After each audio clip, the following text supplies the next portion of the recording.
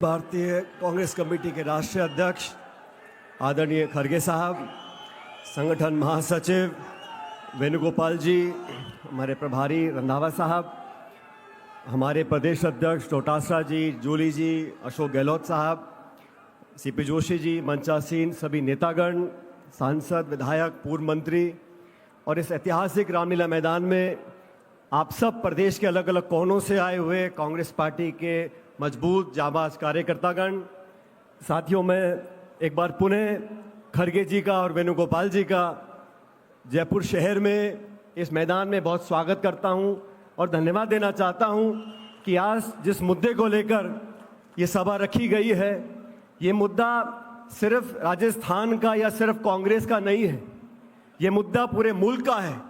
और मुझे खुशी है कि कांग्रेस पार्टी ने अपनी ऐतिहासिक जिम्मेदारी को समझा और हम सब लोगों ने समूचे देश में, जैसा वेणुगोपाल जी आपको बताएंगे, पूरे देश में विपक्ष की आवाज को मजबूत करने के लिए, नागरिकों के संवैधानिक अधिकारों को पुख्ता करने के लिए, केंद्र की बैठी हुई सरकार को जगाने के लिए जो जागरूकता करनी है, उसकी जिम्मेदारी का सबसे बड़ा अगर बोझ किसी के ऊपर है तो हमारे आपके ऊपर है, कांग्रेस पार्टी के ऊपर है।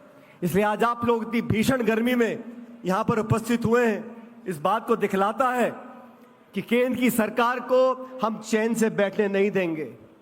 संविधान पर जो प्रहार हो रहे हैं उसको समझना चाहिए। संविधान की रक्षा की बात राहुल गांधी जी क्यों करते हैं? ऐसा नहीं है कि भाजपा के लोग नादान हैं, वो संविधान को फाड़ के नहीं फेंक रहे हैं, लेकिन संविधान के जो प्रावधान हैं, संवैधानिक जो संस्थाएं हैं, उनको जानबूझकर नीतिगत तरीके से खोखला करने का काम कर रहे हैं। हमारे देश में 70-75 सालों से अलग अलग सरकारें आई, हर सरकार ने संविधान की संस्थाओं को पोषित करने का काम किया, चाहे सरकारें कांग्रेस की हो, गैर कांग्रेस की हो, लेकिन पिछले 11 सालों में संस्थाओं को खोखला करने का काम किया है। निर्वाचन आयोग, जिसको निष्पक्ष होना चाहिए और निष्पक्ष दिखना चाहिए, महाराष्ट्र में चुनाव हुए, जितने मतदाता नहीं हैं उससे ज्यादा वोट वहां पड़ गए। मुख्य निर्वाचन आयोग का चयन कैसे होता था? 3 लोग चयन करते थे, प्रधानमंत्री, नेता प्रतिपक्ष और चीफ जस्टिस ऑफ इंडिया। संशोधन लेकर आ गए, चीफ जस्टिस को हटा दिया, अब प्रधानमंत्री, मंत्री और नेता प्रतिपक्ष, 3 लोग में से 2 का बहुमत होगा, जिस मर्जी को आप निर्वाचन आयोग का अधिकारी बना सकते हो, अध्यक्ष बना सकते हो। तो संस्थाओं को जानबूझकर कमजोर करने का काम किया जा रहा है। इसलिए हमें आह्वान करना पड़ेगा, राजनीति से ऊपर उठकर तमाम विपक्ष के दल एकजुट हो चुके हैं और हम कांग्रेस के लोगों की ये जिम्मेदारी बनती है कि सबसे अग्रिम पगड़ी पे खड़े होकर हमें अपने संविधान की रक्षा करनी है। मैं धन्यवाद देना चाहता हूं खड़गे जी आपका और राहुल गांधी जी का कि 2025 का जो साल है, ये पूरा साल संगठन को समर्पित किया है। पूरे देश भर में मंडल, ब्लॉक, जिला, प्रदेश, हर कार्यकर्ता तक हमको पहुंचना है, नियुक्तियां करनी है, प्रशिक्षण करना है और दिशा में जूली जी और डोटासरा जी ने जो राजस्थान में काम किया है, उसके लिए मैं आपको धन्यवाद देना चाहता हूं। आज पूरे प्रदेश में कांग्रेस पार्टी जाबाज की तरह लड़ने को तैयार है। अभी जितेंद्र सिंह जी बोल रहे थे, जो आतंकी हमला पुलवामा में हुआ वो देश पर प्रहार है, ये जाति धर्म बिरादरी की बात नहीं है।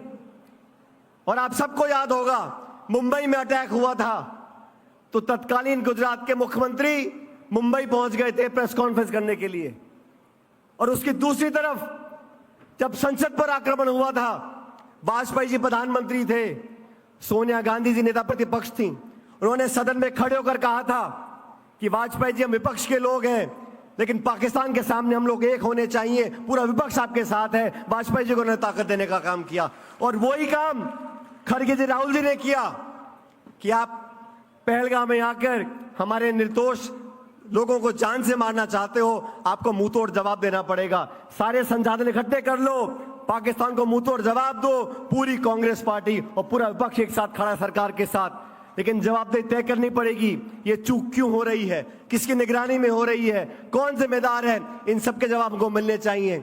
इस नाजुक मौके पर पूरा देश आज एकजुटता से खड़ा है, लेकिन जो आतंकवादी चाहते हैं, जो पाकिस्तान चाहता है कि धर्म मजहब के नाम पर इस देश को बांटा जाए, उससे हमें सावधान रहना पड़ेगा और इसे निभाएगी।